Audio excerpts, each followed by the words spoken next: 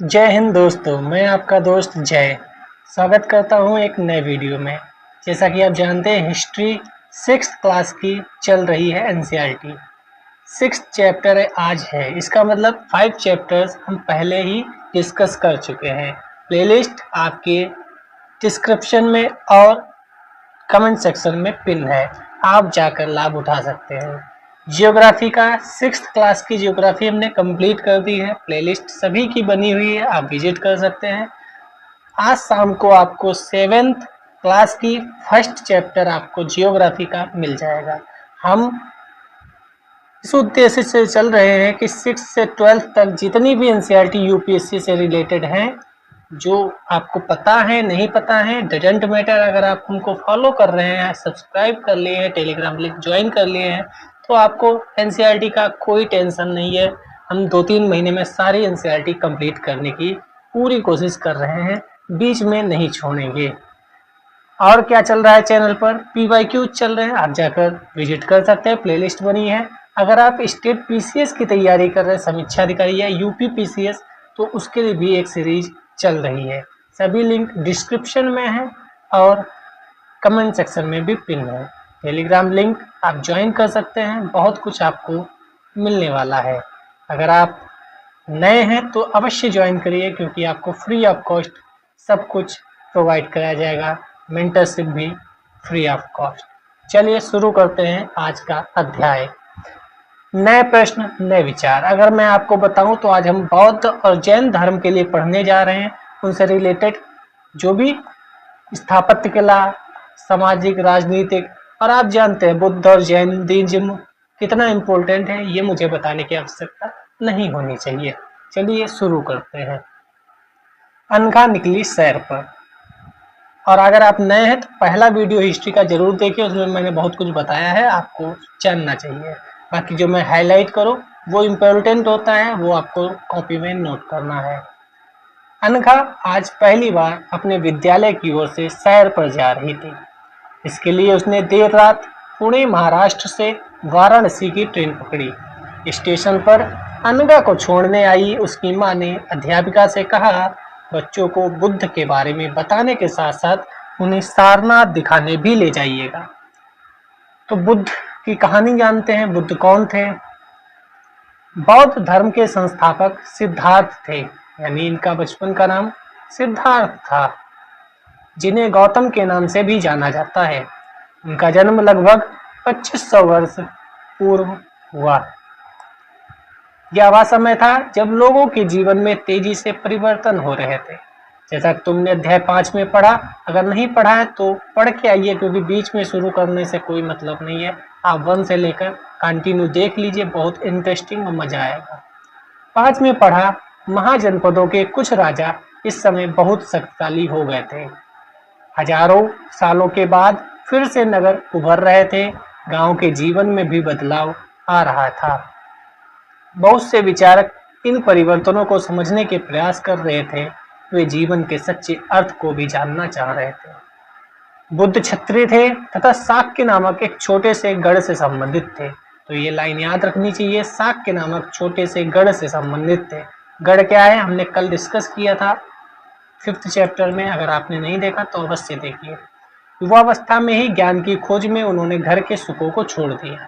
अनेक वर्षों तक वे भ्रमण करते रहे तथा अन्य विचारकों से मिलकर चर्चा करते रहे।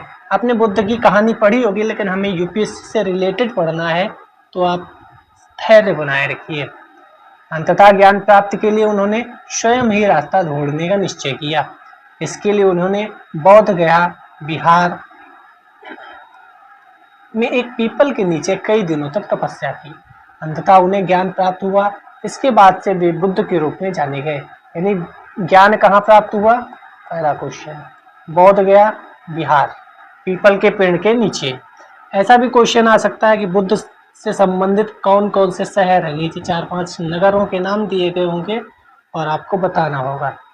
अब यहाँ से वो कहाँ जाते हैं? यहाँ से वे वाराणसी के निकट सारनाथ गए। तो दूसरा स्थान सारनाथ उनसे रिलेटेड हो जाता है, जहाँ उन्होंने पहली बार उपदेश दिया। तो 2 पॉइंट याद कर लीजिए, ज्ञान कहाँ प्राप्त हुआ? बोध गया बिहार में, पीपल के वृक्ष के नीचे। प्रथम उपदेश कहाँ दिया? सारनाथ में। आफ्टर डेट कुशीनगर में मृत्यु से पहले शेष जीवन उन्होंने पैदल ही एक स्थान से दूसरे स्थान की यात्रा करने और लोगों को सिद्धा देने में व्यतीत की। यानी अगर हम बात करें तो इम्पोर्टेंट क्या है? कुशीनगर में मृत्यु। ये 3 प्लेस आपको याद रखने चाहिए, एक बोध गया, एक सारनाथ और एक कुशीनगर या कुशीनारा। कुशीनगर भी कई जगह होता है। बुद्ध ने शिक्षा दी कि यह जीवन कष्टों और दुखों से भरा हुआ है और ऐसा हमारी इच्छा और लालसाओं जो हमेशा पूरी नहीं हो सकती के कारण होता है। कभी कभी हम जो चाहते हैं वह प्राप्त कर लेने के बाद भी संतुष्ट नहीं होते। जैसे हम बताते हैं कि यूपीएससी अगर आप सबको देख कर रहे हैं तो आपको पता होना चाहिए कई आईएएस, आईपीएस और आईआरएस जॉब करने के बाद रिजाइन करके पढ़ाने लगने आ जाते हैं। आप कई ऐसे लोगों को जानते होंगे जो आईएएस, आईपीएस, आईआरएस हैं और टीचर बनकर पढ़ा रहे हैं यूट्यूब पर ही। क्यों? अगर यही सब होता आईएएस, आईपीएस, आईआरएस, क्योंकि हमने कई लोगों को देखा है जो आत्महत्या कर लेते हैं अगर यूपीएससी नहीं हुआ तो। भाई मेरा भी नहीं हुआ, मैं आत्महत्या कर लूँ? यूपीएससी सब कुछ नहीं है। अगर आपके अंदर दम है, आपके अंदर मेहनत करने का जज्बा है, आपके अंदर फिर से खड़े होने का हुनर है, आप फिर जानते हैं कि हमारे अंदर क्षमताएं हैं, मैं पढ़ा लूँगा, मैं मैनेजमेंट में कुछ कर लूँगा, मैं कोई स्टार्टअप शुरू कर सकता हूँ, मैं कहीं जॉब कर सकता हूँ, मैं कुछ भी कर सकता हूँ, मेरे अंदर इतना नॉलेज है, मुझे हिस्ट्री पता है, मुझे जियोग्राफी पता है, मुझे इकोनॉमी पता है, मुझे इन्वायरमेंट पता है, मुझे सारे सब्जेक्ट का ज्ञान है, कुछ तो कर ही लूँगा। आत्महत्या किसी चीज़ का हल नहीं है। आप लोग भी शुरू कर रहे हैं अभी यूपीएससी, तो यूपीएससी ये मानकर मत शुरू करिएगा कि हाँ मेरा हो ही जाएगा, अगर नहीं हुआ तो मैं ये कर लूँगा, वो कर लूँगा। भाई यूपीएससी सब कुछ नहीं है। अगर आपके अंदर दम है तो आज आप देखिए, आप कितने आईएएस को जानते हैं, 2-4 नाम आएंगे, लेकिन आप अगर पूछ लें टीचर को कितने जानते हैं तो आप 50 नाम गिना देंगे। अगर मैं आपसे बिजनेसमैन के नाम पूछ दूं आप हजारों गिना देंगे, नेताओं के नाम पूछो हजारों गिना देंगे। तो अगर आईएएस ही सब कुछ है, आईएएस फेम है, आईएएस पावर है, तो आप क्यों नहीं 10 नाम बता सकते आईएएस के? समझ रहे हैं आप? तो ये मत सोचिएगा यूपीएससी में आ गया हूँ तो सब कुछ आईएएस ही है। आप पूरी तैयारी से लगिए, अपना 100% दीजिए। आपको ये रिग्रेट ना हो कि मैंने अपनी पढ़ाई पूरी नहीं की, मैंने अपनी क्षमताओं का पूरा उपयोग नहीं किया। आप पूरी मेहनत से कीजिए, पूरी क्षमताओं के साथ लगिए, और अगर नहीं होता है तो स्वीकार कीजिए कि हाँ मैं शायद इसके लिए नहीं बना हूँ, इससे अच्छे के लिए बना हूँ। मैं हमेशा जब भी किसी को बताता हूँ, मैं हमेशा कहता हूँ कि अगर मोदी जी को उस समय एक सरकारी नौकरी मिल गई होती, अगर टीचर की, उस समय जो भी उनको पैसा होता 10,000, 5,000 जो भी उस समय हुआ करता होगा, वो खुश होते कि भाई मेरी नौकरी लग गई। गांव वाले भी खुश होते, भाई सरकारी नौकरी लड़के की लगी है। लेकिन तो क्या वो प्राइम मिनिस्टर बन पाते? नहीं बन पाते शायद, क्योंकि वहाँ कम चीज़ से अगर खुश हो जाते हैं तो शायद भगवान आगे हमारे लिए बहुत कुछ बड़ा सोच रहा हो, तो वो वहाँ नहीं बन पाए, इसीलिए शायद आज प्रधानमंत्री हैं। तो अगर आप भी यूपीएससी नहीं भी होता तो कोई टेंशन मत लीजिएगा। जैसे आज ही हम देख रहे थे, कल प्रीलिम्स का रिजल्ट भी आया 2025 यूपीएससी का। आप जानते हैं कई लोगों का नहीं हुआ होगा, कई लोगों का आखिरी अटेम्प्ट है, नहीं हुआ होगा, लेकिन आप परेशान मत होइए। ये सोचकर करिए कि मैं पूरी क्षमताओं का उपयोग करूंगा, और अगर हुआ तो ठीक, वरना मैं कुछ और बेहतर करूंगा, बैठूंगा नहीं। ठीक है? तो यही बताती है बुद्ध की शिक्षा। अगर हम बुद्ध पढ़ रहे हैं तो सिर्फ बुद्ध को पढ़ें नहीं, बुद्ध को समझें, बुद्ध को अपने जीवन में उतारें और बुद्ध बनने की प्रयास करें। हालांकि बन नहीं सकते, लेकिन बुद्ध बनने का तो प्रयास करें। वो उन्होंने जो शिक्षाएं दी उसको ग्रहण तो करें। बुद्ध सिर्फ एक व्यक्ति नहीं हो सकते, बुद्ध एक विचार है, बुद्ध एक जीवन शैली है। बुद्ध को समझना नहीं चाहिए, जो बुद्ध को जीवन में उतारना चाहिए कि हाँ कितनी अच्छी बात कही। आप देखो ना, पूरी यूपीएससी का सार यहाँ आ सकता है। यूपीएससी वाले लोग बुद्ध को पढ़ते हैं फिर भी आत्महत्या जैसे काम करते हैं। बुद्ध को पढ़ने के बावजूद भी वह भ्रष्टाचार करते हैं। कैसे? या तो आपने सही से शिक्षा ग्रहण ही नहीं की, सही से पढ़ा ही नहीं है। फिर से पढ़ते हैं। बुद्ध ने शिक्षा दी कि यह जीवन कष्टों और दुखों से भरा हुआ है। अब ऐसे हमारी इच्छा और लालसाओं के कारण होता है। हमारी इच्छाएं इतनी प्रबल है, हमारी लालसाएं इतनी प्रबल है, कभी कभी हम जो चाहते हैं वह प्राप्त कर लेने के बाद भी संतुष्ट नहीं होते। जैसे ये रिजाइन कर देते हैं, टीचर बनते हैं, फिर मजा नहीं आता है, फिर कुछ और करते हैं और अधिक वस्तुओं को पाने की इच्छा करने लगते हैं कि यहाँ तो भाई 1 लाख ही महीना था, टीचर में तो 1 करोड़ तक मिलता है। बुद्ध ने इस लिप्सा को तृष्णा कहा है। बुद्ध ने शिक्षा दी कि आत्म संयम अपनाकर हम ऐसी लालसा से मुक्ति पा सकते हैं। आत्म संयम जरूरी है, ठीक है, जितना है उतने में रहो, लेकिन इसका मतलब ये नहीं कि हम आलसी हो जाए, पड़े रहे। अपनी मेहनत पूरी करनी है। जैसे कृष्ण भगवान ने कहा था कि कर्मण्यवाधिकारस्ते, कर्म करते रहो, हमारे हाथ में कर्म है। और आप भी यूपीएससी में अगर आ ही गए तो सिर्फ यूपीएससी मत जिएगा, जीवन भी जिएगा, जीवन को पहचानिएगा कि हमारा जीवन सिर्फ सुबह सोना और रात को सोना, सुबह उठ के पढ़ना और फिर सो जाना, ऐसा नहीं है। जीवन जीवन है, उसे थोड़ा सा इंटरेस्टिंग भी बनाइएगा। उन्होंने लोगों को दयालु होने तथा मनुष्यों के साथ साथ जानवरों के जीवन का भी आदर करने की शिक्षा दी। वे मानते थे कि हमारे कर्मों के परिणाम चाहे वे अच्छे हों या बुरे, हमारे वर्तमान जीवन के साथ साथ बाद के जीवन को भी प्रभावित करते हैं। तो हमारे कर्मों के परिणाम यानी कर्म सबसे महत्वपूर्ण है, चाहे वो कृष्ण जी हो, चाहे वो बुद्ध हो, चाहे वो कोई भी हो, कर्म को हमेशा सबने सर्वोपरि माना है। बुद्ध ने अपनी शिक्षा सामान्य लोगों की प्राकृत भाषा में दी, तो ये हमारे लिए इम्पोर्टेंट हो जाता है। प्राकृत भाषा में, संस्कृत नहीं उन्होंने दी, पाली की भाषा का प्रयोग नहीं किया, प्राकृत भाषा का प्रयोग किया। पूछा जाएगा यूपीएससी में, इससे सामान्य लोग भी उनके संदेश को समझ सकें। वेदों की रचना के लिए किस भाषा का प्रयोग हुआ? आपने चैप्टर 4 या 3 में 4 में पढ़ा था, वेदों की रचना किस भाषा में हुई आपको पता होगा। अब हम सारनाथ स्तूप के बारे में थोड़ा पढ़ लेते हैं। इस इमारत को स्तूप के नाम से जाना जाता है। यहीं पर बुद्ध ने अपना सर्वोत्तम उपदेश दिया था, ये ऊपर पढ़ किया है। इसी घटना की स्मृति में यहाँ स्तूप का निर्माण किया। अध्याय 10 में तुम इस स्तूप के बारे में पढ़ोगे। जो कंटिन्यू एक तरफ से पढ़ रहे हैं उन्हें बहुत मजा आएगा पढ़ते हुए। ये स्तूप है, आप फिगर देख सकते हैं। बुद्ध ने कहा कि लोग किसी शिक्षा को केवल इसलिए नहीं स्वीकार करें क्या उनका उपदेश है, बल्कि वे उसे अपने विवेक से मापे। आओ देखें उन्होंने ऐसा किस प्रकार किया। मतलब ये मत कहो कि बुद्ध जी ने कहा है तो हम मानेंगे, नहीं, आप खुद विचार करो कि बुद्ध जी ने कहा तो सही कहा कि नहीं। क्योंकि ये भी यहाँ पर भी अगर बुद्ध की बात करें तो बुद्ध भी यह समझाने का प्रयास कर रहे हैं कि आप सोचो, समझो, अपना दिमाग लगाओ। मैं भी जब पढ़ाता हूँ आप लोगों से यही कहता हूँ कि किसी पर आंख बंद करके भरोसा मत करो, क्योंकि आजकल आप जानते हो थंबनेल का और नीचे कुछ लिखकर कुछ क्या ही हो रहा है। मतलब बड़े बड़े टीचर भी कैसे गुमराह करने का प्रयास कर रहे हैं, आप देखे होंगे।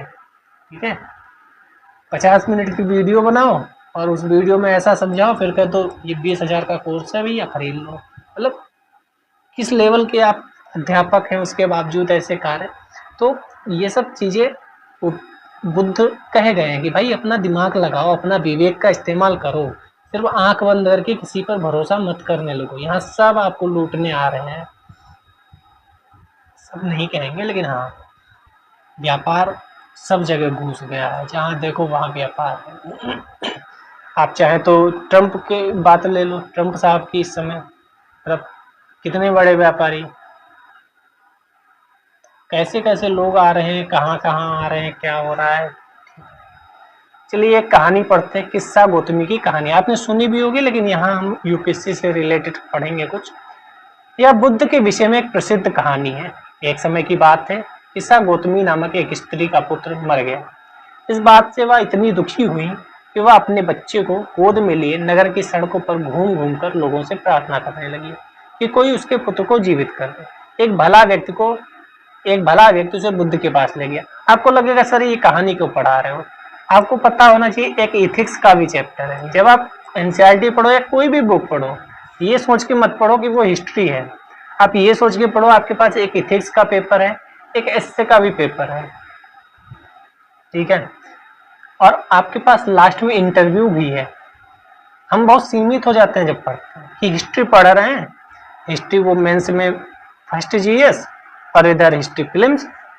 आप क्यों भूल जाते हैं कि आपको एथिक्स, एस्से और इंटरव्यू भी फेस करना है, जिसका कोई सिलेबस नहीं है अगर देखा जाए तो। वहाँ आपको क्या यूज करना है, क्या नहीं यूज करना है, वह सब आपको जीवन में सीखना पड़ेगा। आप हो सकता है चौराहे पर खड़े होकर किसी व्यक्ति को देख रहे हो और उस व्यक्ति से आप ऐसा कुछ सीखें कि उसका एग्जाम्पल आप एस्से में कोट कराएं, आप एथिक्स में उसका एग्जाम्पल लिखाएं, क्योंकि एथिक्स में आप जानते हैं आधा पेपर केस स्टडी बेस आता है। अगर आपने सही से सिलेबस ही नहीं देखा है अभी, क्योंकि सिर्फ पढ़ना नहीं है, मैंने पहले ही बोला था, सिर्फ ये मत पढ़ो कि ये पढ़ना है, बल्कि उसे अपने जीवन में उतारो कि हाँ मुझे सीखना है, ये कहीं भी यूज हो सकता है। मैंने सिलेबस मैंने जब बताया है, आपने वीडियो अगर नहीं देखा तो सिलेबस वाला कराएं, मैंने वहाँ बताया है सिलेबस। सिर्फ वो सिलेबस नहीं पढ़ना है, सिर्फ वहाँ ये मत करो कि ये आएगा वो आएगा। अपने दिमाग को स्ट्रांग बनाओ। यूपीएससी आपसे सिर्फ आपका माइंड चाहती है, जिसके पास सारा ज्ञान, सारा नॉलेज, सारी सिचुएशन को हैंडल करने की क्षमताएं हो, डिसीजन लेने की क्षमताएं हो। वो कहाँ से आएंगी? जब कुछ भी आप पढ़ोगे उसे अपने जीवन में कहीं ना कहीं बिठाओगे कि ये वहाँ यूज हो सकता है, ये ऐसा हो सकता है, वैसा हो सकता है। ठीक है, तो ये हम एथिक्स में भी कहीं यूज कर सकते हैं, एस्से में कुछ कहीं यूज कर सकते हैं, इंटरव्यू में कहीं हम एग्जाम्पल दे सकते हैं। कहाँ यूज होगा कोई नहीं पता, बस नॉलेज गेन करते रहो, कहीं भी यूज हो सकता है। इसीलिए आपका दिमाग शार्प होना चाहिए, मेडिटेशन करते रहना चाहिए आपको। चलिए, बुद्ध ने कहा, मुझे एक मुट्ठी सरसों के बीज लाकर दो, मैं तुम्हारे पुत्र को जीवित कर दूंगा। किस्सा गौतमी बहुत प्रसन्न हुई, पर जैसे ही वह बीज लाने के लिए जाने लगी तभी बुद्ध ने उन्हें रोका और कहा, ये बीज एक ऐसे घर से मांग कर लाओ जहाँ किसी की मृत्यु ना हुई हो। तो कई बार हम देखते हैं कि हमारे पास 2 हाथ हैं, 2 पैर हैं, आँख है, पैर, दिमाग है, हमारे पास मोबाइल है, हमारे पास पंखा चल रहा है, सब कुछ तो है हमारे पास। हम क्यों शिकायत करते हैं भगवान से कि मुझे आईएएस नहीं बनाया, मुझे यूपीएससी क्लियर नहीं करने दिया। मेरे पास 2 टाइम का बढ़िया खाना है, मैं बढ़िया 6 घंटे की नींद लेता हूँ, क्या नहीं है मेरे पास। लेकिन वही हमारे पास लालच, निष्ठा की वजह से हम परेशान होते हैं। आप सोचो ना, आपके पास जितना है उतना बहुतों के पास नहीं है, वो भी देखिए ना, लेकिन हम रोते रहते हैं। किस्सा गौतमी एक दरवाजे से दूसरे दरवाजे गई, लेकिन वह जहाँ भी गई उसने पाया कि हर घर में किसी न किसी के माता पिता, बहन भाई, पति पत्नी, बच्चे, चाचे दादी की मृत्यु हुई है। बुद्ध दुखी माँ को क्या शिक्षा देने के प्रयास कर रहे हैं। ये आपको भी शिक्षा ग्रहण करनी चाहिए। हो सकता है आपका प्रीलिम्स पेपर दिया हो आपने और उसमें फेल हो गए हो, तो आप निराश ना हो, बल्कि आप ये कोशिश करें, देखो भाई यूपीएससी नहीं हुआ कोई बात नहीं, लेकिन मैं इस देश को आगे बढ़ाने में अपना योगदान अवश्य दूंगा, मैं कहीं ना कहीं कुछ तो करूंगा। सिर्फ आकर शादी करके मर जाना ही जीवन नहीं है। ठीक है, देश को आगे बढ़ाने में कहीं ना कहीं अपना योगदान अवश्य देना चाहिए।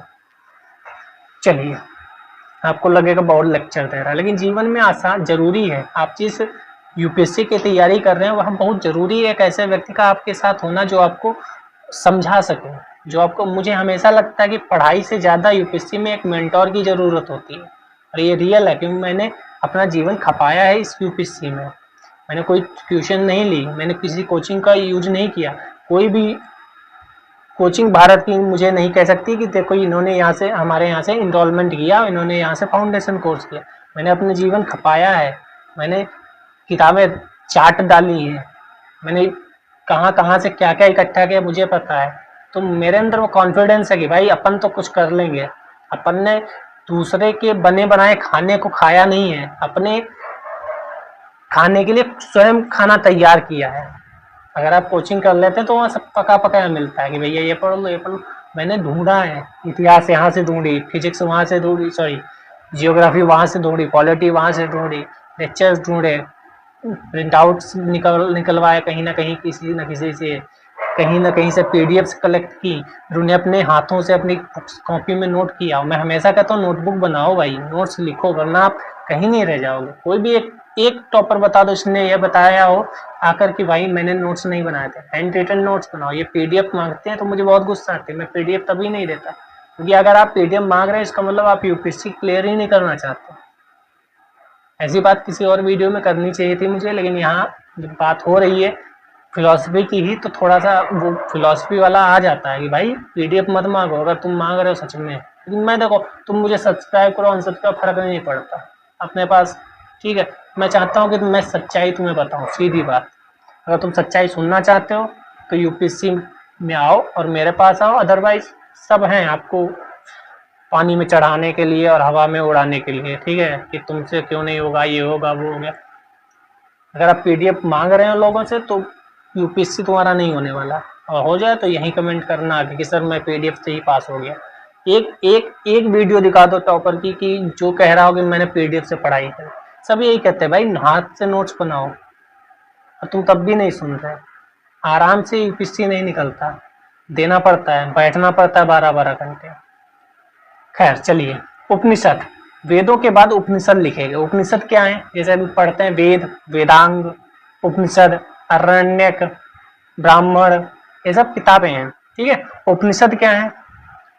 इसी समय बहुत से दूसरे अन्य चिंतक भी दार्शनिक प्रश्नों का उत्तर ढूंढने का प्रयास कर रहे थे। उनमें से कुछ मृत्यु के बाद के जीवन के बारे में जानना चाहते थे, जबकि अन्य यज्ञों की उपयोगिता के बारे में जानने को उत्सुक थे। इनमें से अधिकांश चिंतकों का यह मानना था कि इस विश्व में कुछ तो ऐसा है जो कि स्थायी और जो मृत्यु के बाद भी बचा रहता है। यानी कुछ लोग क्या कह रहे थे कि कुछ तो है जो स्थायी है और मृत्यु के बाद भी बचा रहता है। एक एक लाइन पे घंटों बातें हो सकती हैं। अगर आपने एथिक्स पढ़ा होगा अभी तक तो आपको समझ में आएगा, एक एक लाइन पे हम घंटों बातें कर सकते हैं। ये तभी हो सकता है जब आपके पास नॉलेज हो। उन्होंने इसका वर्णन आत्मा और ब्रह्म अथवा सार्वभौम आत्मा के रूप में किया। वे मानते थे कि अंततः आत्मा तथा ब्रह्म एक ही है, यानी आत्मा और ब्रह्म एक ही है। उपनिषद पे हाल ही में क्वेश्चन आया भी है 2025 या 24 में ही शायद। ऐसे कई विचारों का संकलन उपनिषदों में हुआ है। उपनिषद उत्तर वैदिक ग्रंथों का हिस्सा था, यानी वेद के बाद लिखे गए। अधिकतर चीजें वेद के बाद ही लिखी गई हैं, ठीक है। वेद से पहले बहुत कुछ ही नहीं मिलेगा, बहुत कुछ ही नहीं मिलेगा। उपनिषद का शाब्दिक अर्थ है गुरु के समीप बैठना। अगर आप पीसीएस या कोई छोटी मोटी परीक्षा का, इससे भी छोटी परीक्षा का एग्जाम दे रहे हैं तो वहां पूछ सकते हैं। इन ग्रंथों में अध्यापकों और विद्यार्थियों के बीच बातचीत का संकलन किया गया है, ये भी पूछ सकते हैं। उपनिषद में क्या है? बातचीत का संकलन। ये विचार सामान्यतः वार्तालाप के रूप में प्रस्तुत किए गए, यानी टीचर बोले कुछ, फिर स्टूडेंट बोला, फिर टीचर बोले, तो ये बात तो है। भारतीय दर्शन की 6 पद्धतियां, षट दर्शन इसे बोलते हैं, ये भी महत्वपूर्ण है। सदियों से भारत द्वारा सत्य की बौद्धिक खोज का प्रतिनिधित्व दर्शन की 6 शाखाओं ने किया। ये है वैशेषिक, एक है वैशेषिक, दूसरा न्याय, सांख्य, योग, पूर्व मीमांसा, वेदांत। वेदांत को ही उत्तर मीमांसा भी बोलते हैं। इनके यहाँ दिया गया है स्थापना किसने की, पढ़ते हैं। दर्शन की इन 6 पद्धतियों की स्थापना क्रमशः ऋषि कणद, गौतम, कणद को कणाद भी बोलते हैं कई बार, कपिल, पतंजलि, जैमिनी। पतंजलि वही जिनका अभी पिछले चैप्टर में हमने बुक पढ़ी थी, व्यास। ये आप पीवाईक्यू में पढ़ा था, पीवाईक्यू में करा रहा ना, मुझे याद नहीं था, शायद पीवाईक्यू में देखा है। आप एक टेबल बनाओ तुरंत पेज पे, एक तरफ लिखो दर्शन और दूसरी तरफ लिखो संस्थापक या स्थापना करने वाले। तो वैशेषिक ऋषि कणद, न्याय गौतम, सांख्य कपिल, योग पतंजलि, ये तो सबको पता ही होगा। पूर्व मीमांसा जैमिनी, वेदांत या उत्तर मीमांसा व्यास। ये आप नोट डाउन कर लो क्योंकि ये सीधे मिलान में पूछ देते हैं कि सही मिलान करो, जो आज भी देश में बौद्धिक चर्चा को दिशा देते हैं। जर्मन मूल के ब्रिटिश भारतविद फ्रेडरिक मैक्स मूलर के अनुसार दर्शन की इन 6 शाखाओं का विकास कई पीढ़ियों के दौरान व्यक्तिगत विचारकों के योगदान से हुआ।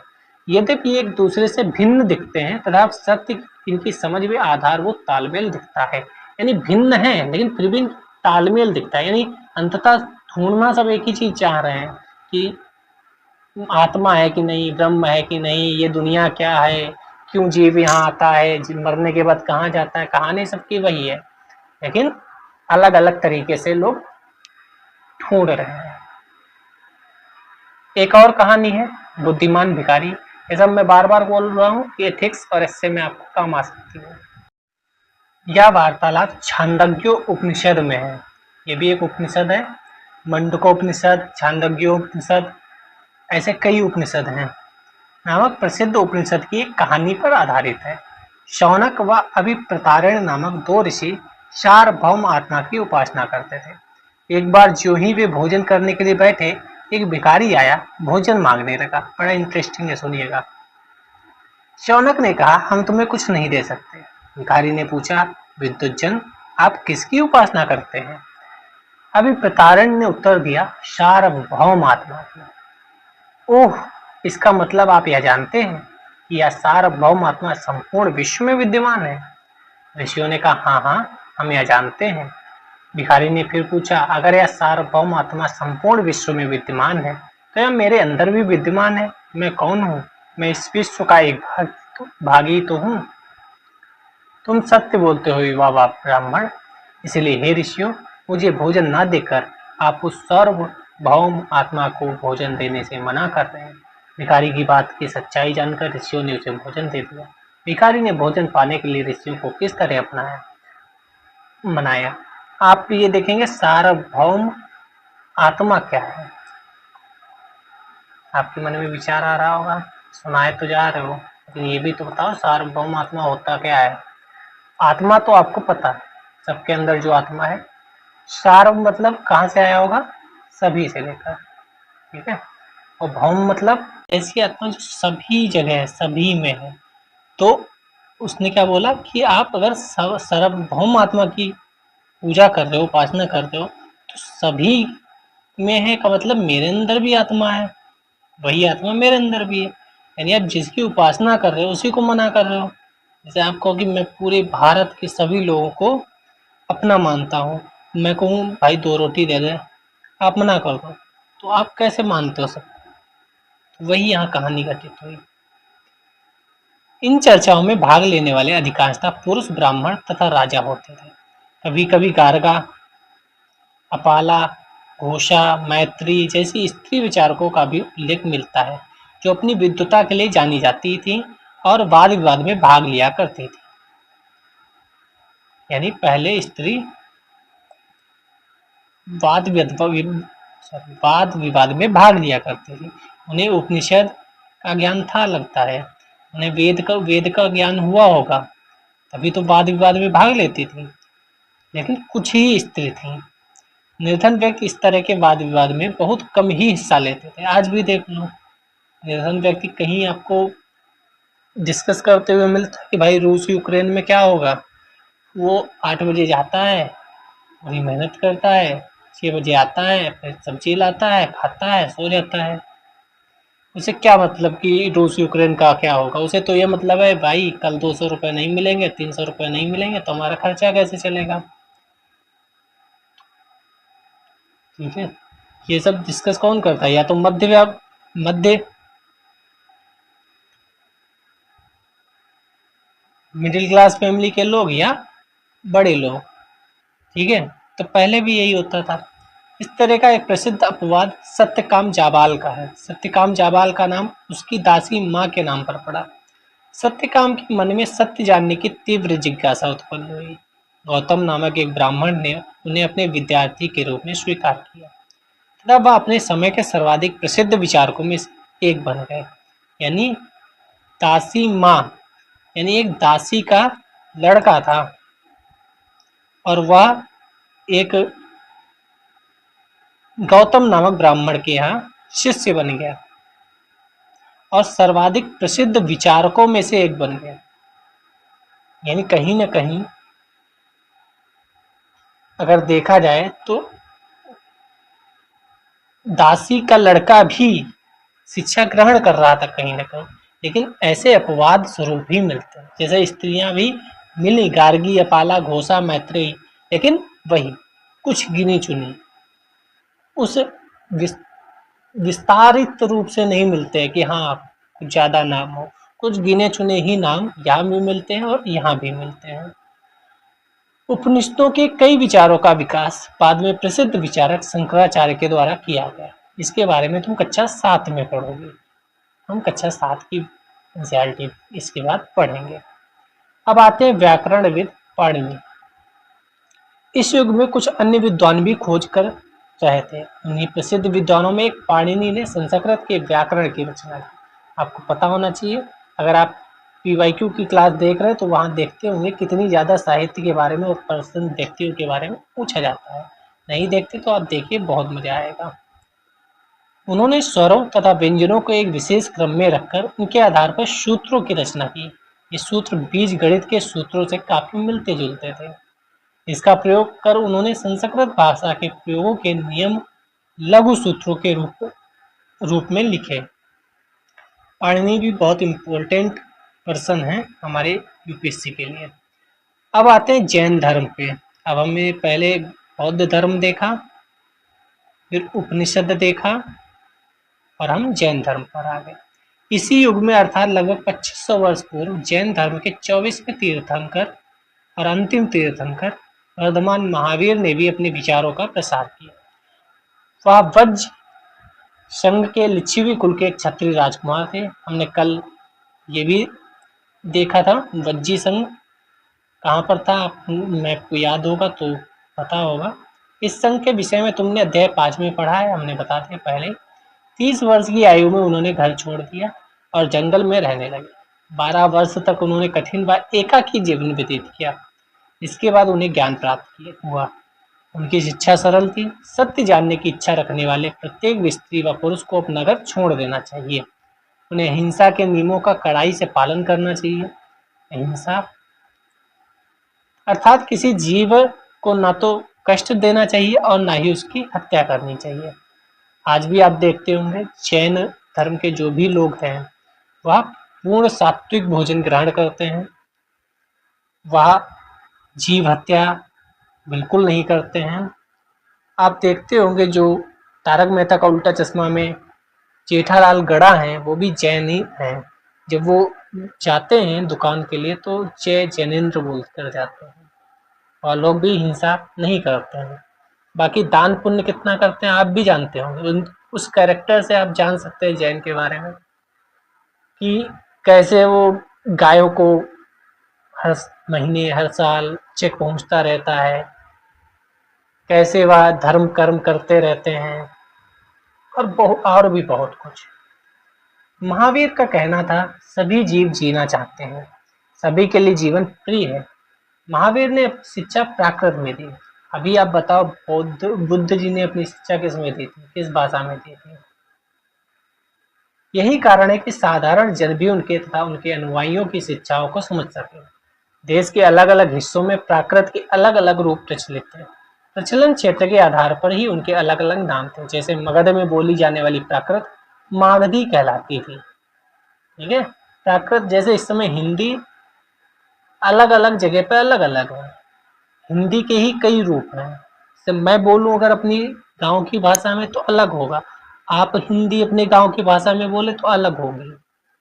वैसे तब भी था, कहते भी हैं 4 कोस पे पानी बदले, कोस कोस पे पानी बदले, 4 कोस पर पानी, जो भी है तब भी ऐसा था, आज भी ऐसा है।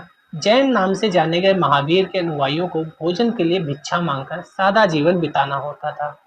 उन्हें पूरी तरह से ईमानदार होना पड़ता था। चोरी न करने की उन्हें सख्त हिदायत थी। उन्हें ब्रह्मचर्य का पालन करना होता था। पुरुषों को वस्त्रों सहित सब कुछ त्याग देना पड़ता था। तो ये लाइन बहुत इम्पोर्टेंट है। ठीक है, बाकी आगे की क्लासेस जो होंगी अगले क्लास में या 11th क्लास में बहुत विस्तार से ये सब दिया गया है, तो वहाँ और विस्तार से पढ़ेंगे। अधिकांश व्यक्तियों के लिए ऐसे कड़े नियमों का पालन करना बहुत कठिन था। फिर भी हजारों व्यक्तियों ने इस नई जीवन शैली को जानने और सीखने के लिए अपने घरों को छोड़ दिया। कई अपने घरों पर ही रहे और भिक्षु भिक्षुणी बने। भिक्षु भिक्षुणी मतलब भिक्षा ग्रहण करने वाले, जो भिक्षा लेते थे उनको बोलते, प्रदान कर उनकी सहायता करते थे। इस जैन में पहले था यही बहुत कठिन था। फिर 2 पार्ट कर देंगे, तो वे एक घरों में रहते हैं जो पारिवारिक संबंध हैं इनके, परिवार वगैरह में रहते हैं जैसे जेठालाल, उनके लिए थोड़ा संयम बरत दिया गया। जो पूर्ण रूप से जैन धर्म को मतलब कहते हैं ना समयदान, पूरी तरीके से जैन धर्म में ही हो गया, परिवार विवाह सब त्याग दिया, संत टाइप बन गए, उनके लिए थोड़ा कड़े पालन होते हैं, थोड़ी कड़ी चीज़ें होती हैं। जैन शब्द कहाँ से निकला? तो जैन शब्द जिन शब्द से निकला है, जिसका अर्थ है विजेता। महावीर के लिए जिन शब्द का प्रयोग क्यों हुआ? क्योंकि उन्होंने अपनी जो इच्छाएं थी, जो ज्ञान था, वो अर्जित किया था, इच्छाओं का त्याग किया था, उन्होंने तपस्या की थी, तब वो जिन कहलाए। मुख्यतः व्यापारियों ने जैन धर्म का समर्थन किया। जैसे आप देख सकते हैं, जेठालाल भी व्यापारी ही है उस तारक मेहता का उल्टा चश्मा में। किसानों के लिए इन नियमों का पालन अत्यंत कठिन था, क्योंकि फसल की रक्षा के लिए उन्हें कीड़े मकोड़ों को मारना पड़ता था। जब आप खेती करेंगे, गेहूं धान लगाएंगे, तो उसमें स्प्रे करना पड़ता है, कुछ कीड़े मकोड़े ना हो जाए। और जैनिज्म में क्या है कि आप कोई भी पशु या कोई भी कीड़े मकोड़े की हत्या नहीं कर सकते। तो अब मजबूरी है भाई, क्योंकि खाओगे क्या? तभी यहाँ मैंने अभी बताया कि थोड़ा सा सिंपल किया गया। बाद की सदियों में जैन धर्म उत्तर भारत के कई हिस्सों, गुजरात, तमिलनाडु, कर्नाटक में भी फैल गया। महावीर तथा उनके अनुयायियों की शिक्षाएं कई शताब्दियों तक मौखिक रूप से ही रहीं। वर्तमान रूप में जैन धर्म की शिक्षाएं लगभग 1500 वर्ष पूर्व गुजरात में वल्लभी नामक स्थान पर लिखी गई थी। तो वल्लभी हमें याद रखना है कि वल्लभी में क्या हुआ था, शिक्षाएं लिखी गई थी। संघ। महावीर तथा बुद्ध दोनों ही का मानना था घर का त्याग करने पर ही सच्चे ज्ञान की प्राप्ति हो सकती है। ऐसे लोगों के लिए उन्होंने संघ नामक संगठन बनाया, जहां घर का त्याग करने वाले लोग एक साथ रह सकें। वही एक ऐसा एरिया, एक ऐसी जगह जहां सारे संत महात्मा जो घर परिवार छोड़कर आए हैं वो रह रहे हैं, तो उसे संघ बोल दिया गया। ठीक है। संघ में रहने वाले बौद्ध भिक्षुओं के लिए बनाए गए नियम विनय पिटक नामक ग्रंथ में लिखे हैं। आपको तुरंत समझ में आ जाना चाहिए विनय पिटक में क्या लिखा है, नियम लिखे हैं। विनय पिटक से हमें पता चलता है कि संघ में पुरुषों और स्त्रियों के रहने की अलग अलग व्यवस्था थी। तो ये भी याद रखना है, स्त्री और पुरुष दोनों रहते थे और दोनों की अलग अलग व्यवस्था थी। सभी व्यक्ति संघ में प्रवेश ले सकते थे। हालांकि संघ में प्रवेश के लिए बच्चों को अपने माता पिता से, दासों को अपने स्वामी से, ये लाइन बहुत ज्यादा हमें यूपीएससी में मिलेगी कि वहां भी दास प्रथा थी अभी भी। और ऐसा था कि संघ में भी दासों को अगर आना था तो उन्हें अपने स्वामी से परमिशन लेनी अनिवार्य थी। राजा के यहाँ काम करने वाले लोगों को राजा से, कर्जदारों को अपने देनदारों से अनुमति लेनी होती थी। एक स्त्री इसको इसके लिए अपने पति से अनुमति लेनी होती थी। तो कई बार जब हम मेंस लिखते हैं, या कई इतिहासकार ऐसे भी हैं जो इसकी आलोचना भी करते हैं। ठीक है, तो वो मेंस का टॉपिक है, अगर आप कहीं पढ़ेंगे तो अच्छे से वो समझाएंगे आपको कि संघ में आने के लिए कि स्त्री को तब भी अपने पति से अनुमति लेनी होती थी। पति के बिना पति के अपने आप कुछ नहीं कर सकती थी। दास प्रथा तब भी इतनी हावी थी कि अगर यहाँ संघ में भी आना है तो दासों को अपने स्वामी से परमिशन लेनी होती थी। संघ में प्रवेश तो अलग अलग इतिहासकार अलग अलग अपने अनुसार व्याख्याएं करते हैं। संघ में प्रवेश लेने वाले स्त्री पुरुष बहुत सादा जीवन जीते थे। वे अपना अधिकांश समय ध्यान करने में बिताते थे। दिन के समय शहरों तथा गांव में जाकर भिक्षा मांगते थे। यही कारण है कि उन्हें भिक्खु तथा भिक्खुणी, साधु के लिए प्राकृत शब्द है ये कहा गया है। आम लोगों को शिक्षा देते थे और साथ ही एक दूसरे की सहायता भी करते थे। किसी तरह की आपसी लड़ाई का निपटारा करने के लिए वे प्राय बैठके भी गया करते थे। संघ में प्रवेश लेने वालों में ब्राह्मण, क्षत्रिय, व्यापारी, मजदूर, नाई, गणिकाएं, दास शामिल थे। इनमें से कई लोगों ने बुद्ध की शिक्षाओं के विषय में लिखा। कुछ लोगों ने संघ में अपने जीवन के विषय में सुंदर कविताओं की रचना की। यानी ये संघ मान लेते हैं, बाहर सब है, ब्राह्मण, क्षत्रिय, वैश्य, मजदूर, नाई, ये वो फलाना ढेमाका। जब अंदर आ गए तो वो सिर्फ भिक्खु भिक्खुणी है, यानी संत महात्मा है, यानी सिर्फ और सिर्फ सादा जीवन, उच्च विचार। यहाँ किसी का कोई जात धर्म कोई नहीं है। ठीक है, पिछले अध्याय में वर्णित संघ और इस अध्याय में वर्णित संघ के बीच दो भिन्नताएं बताओ। इसमें कोई समानताएं दिखती हैं क्या? तो आप पीछे पेज पलटिएगा और इस वाले में उस वाले में क्या अंतर है ये अपने कॉपी में नोट कर लीजिएगा। मेंस में बहुत कुछ और प्रीलिम्स में भी कहीं ना कहीं फायदा होता है। अब बात करते हैं विहार की। तीन शब्द आपको दिखेंगे, एक चैत्य, एक विहार और एक स्तूप। तो ये तीन शब्द आपको देखने को मिलेंगे और आगे इसके विस्तार से जानेंगे कि इन तीनों में अंतर क्या है। विहार आज पढ़ लेते हैं। चैत्य स्तूप अभी हमने ऊपर पढ़ा था कि स्तूप क्या था, वो ऊपर आपने पीछे मतलब पीछे वीडियो करके देख सकते हैं उसमें, अगर आपको याद ना हो। जैन तथा बौद्ध भिक्षु पूरे साल एक स्थान से दूसरे स्थान घूमते हुए उपदेश दिया करते थे। केवल वर्षा ऋतु में जब यात्रा करना कठिन हो जाता था तो वे एक स्थान पर ही निवास करते थे। ऐसे समय वे अपने अनुयायियों द्वारा उद्यानों में बनवाए गए अस्थायी निवासों में अथवा पहाड़ी क्षेत्रों की प्राकृतिक गुफाओं में रहते थे। यानी जो भी राजा या बड़े लोग होते थे वो गुफाओं में या कहीं भी शेल्टर टाइप का बना देते थे, ठीक है, उसे विहार बोलते थे। जैसे जैसे समय बीतता गया, भिक्षुओं ने स्वयं तथा उनके समर्थकों ने अधिक स्थायी शरणार्थी स्थलों की आवश्यकता का अनुभव किया। तब कई शरणार्थी स्थल बनाए गए जिन्हें विहार कहा गया।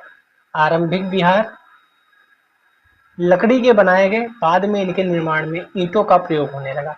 पश्चिमी भारत में विशेषकर कुछ विहार पहाड़ियों को खोद कर बनाए गए, बाकायदा पूछा भी जाता है।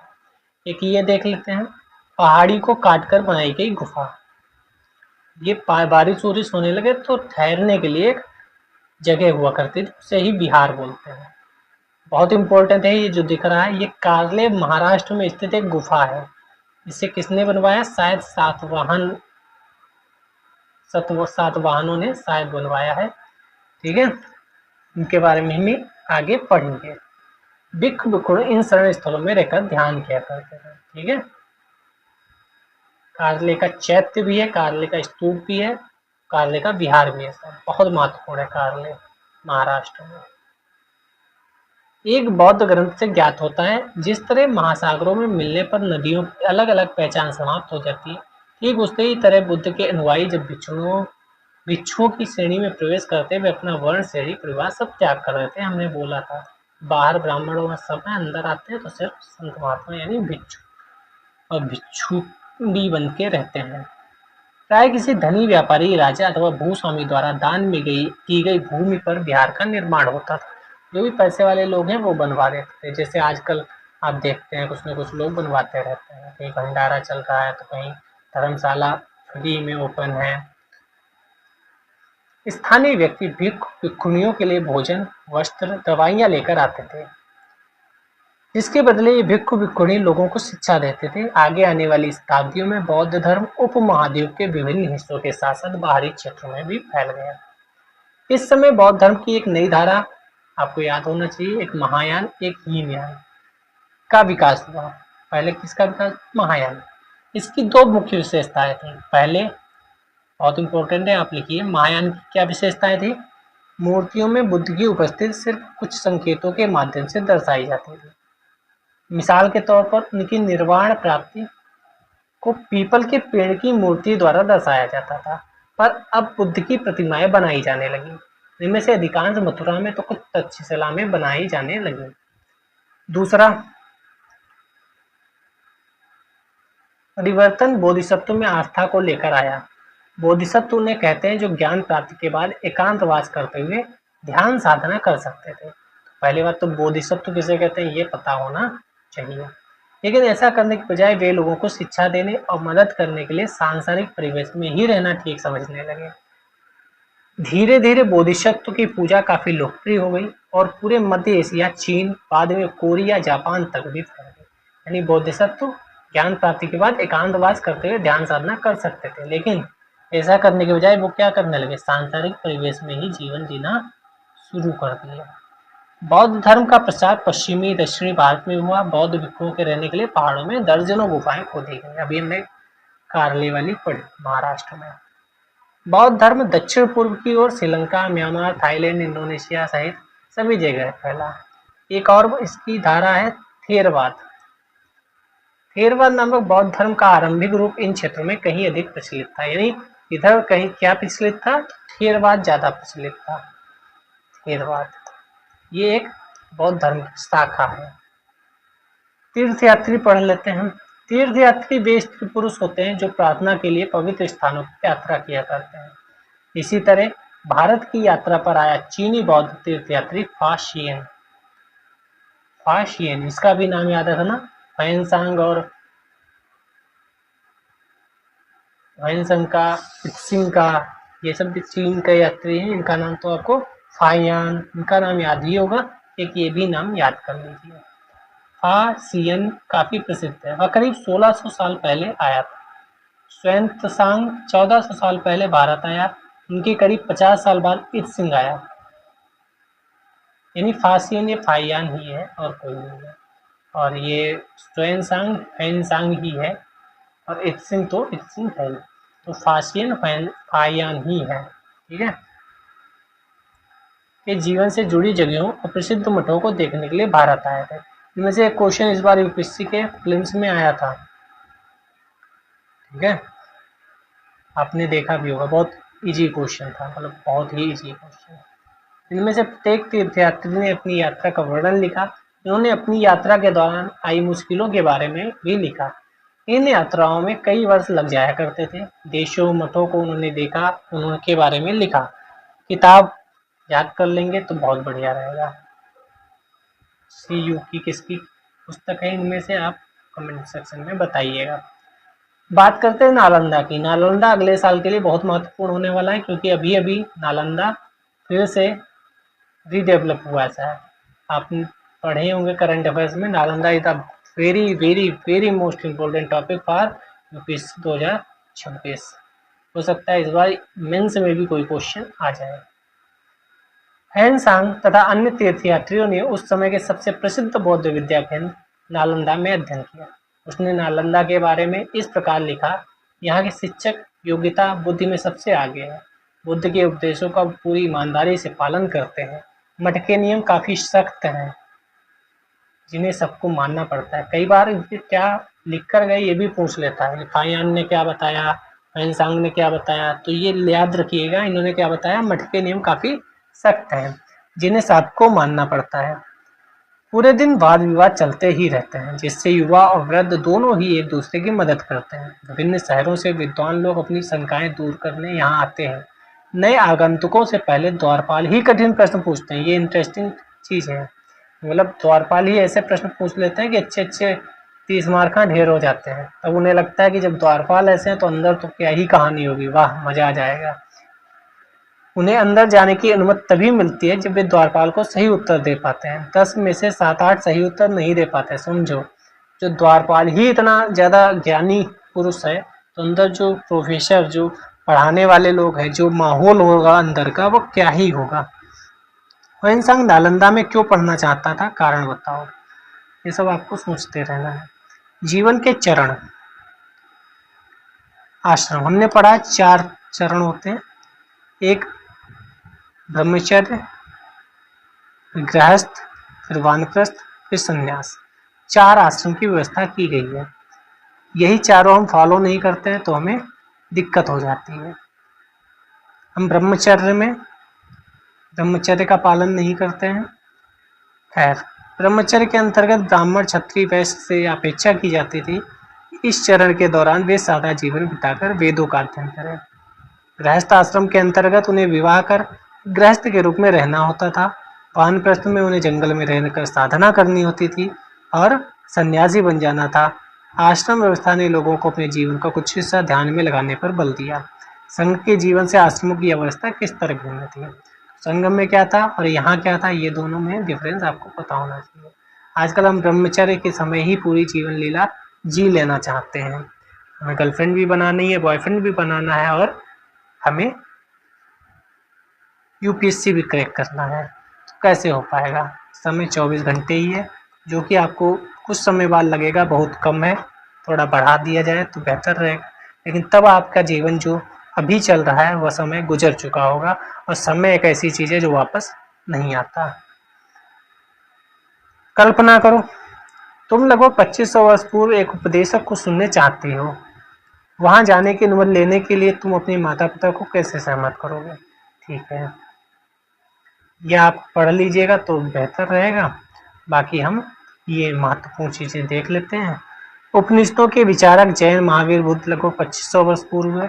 तो आप बताइएगा 4700 वर्ष पूर्व क्या हमने पढ़ा था, जैन ग्रंथों का लेखन 1500 वर्ष पूर्व हुआ। तो आप बताइएगा कि कुरनूल की गुफा से क्या मिला है और किस समय की थी? महापाषाण, पुरापाषाण, मध्यपाषाण, नवपाषाण, इंडस वैली सिविलाइजेशन या वैदिक युग। कुरनूल की गुफाएं किस समय की थीं? मेहरगढ़ किस समय का था? आप ये सब आंसर कमेंट सेक्शन में देंगे। मेहरगढ़ किससे रिलेटेड है? महापाषाण, पुरापाषाण, मध्यपाषाण, नवपाषाण। इनाम गांव किससे रिलेटेड है? महापाषाण, पुरापाषाण। धौलावीरा किससे रिलेटेड है? महापाषाण, पुरापाषाण, मध्यपाषाण, नवपाषाण या इंडस वैली सिविलाइजेशन। अगर आप बताएंगे तो हम जानेंगे कि आप सच में स्टडी कर रहे हैं, अदरवाइज तो ठीक है, लाइक कमेंट कर ही देंगे उम्मीद है। टेलीग्राम लिंक ज्वाइन नहीं किया है तो कर लीजिए। बाकी पढ़ाई करते रहिए और भारत को एक विकसित राष्ट्र बनाने में अपना योगदान करिए। मिलते हैं नेक्स्ट वीडियो में, तब तक के लिए जय हिंद।